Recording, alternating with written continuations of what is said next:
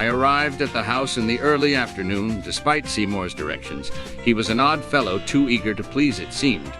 The decor was tacky, but I made no mention of it, for it was the style at the time. He left me waiting in the dining room as he went to check on his dinner preparations. Retreating to the kitchen nervously, I was greeted by quite the shock. My roast, it was on fire. I had to come up with a plan and fast. I had to be clever, but the roast was thoroughly ruined. Through the window in the distance, I peered at the nearby Krusty Burger restaurant. Could I do it? Could I sneak out and fake my dinner with fast food? Just then I heard footsteps. The principal Skinner is caught in his wild fabrication.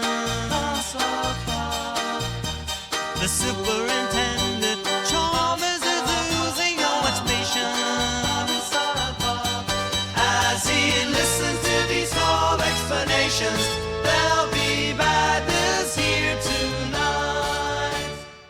Getting quite hungry and impatient, I decided to go check on him in the kitchen, only to find him being an oddball by the window.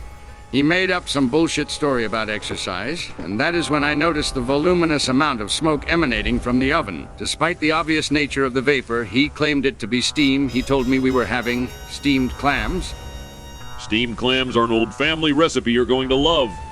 I waved it off and returned to the dining room, in desperate need of a drink. Then I had my chance to climb out the window and pursue my plan. I scrambled to my feet and made my way across the backyard and into the parking lot of the restaurant. I was so clever. After some time, he finally returned from the kitchen. The confusion befuddled me almost immediately, for he had returned with a platter covered in burgers. Confused, I asked him what happened to the steamed clams he said he was preparing.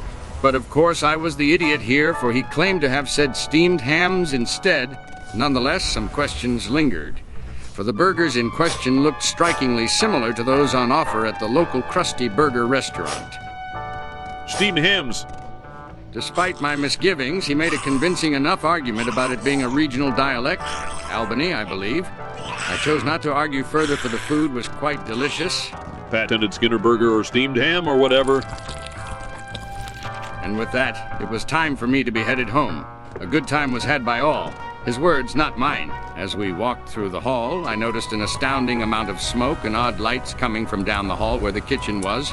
Curious, I asked him what it was. But Skinner was being evasive. That's an aurora borealis at this time of day in this region of the country, localized entirely within my kitchen. I won't show it to you. Goodbye. Steamed hams. All said and done, I never did get to see that aurora in his kitchen. But I did enjoy the meal. It's just the northern lights, Mother!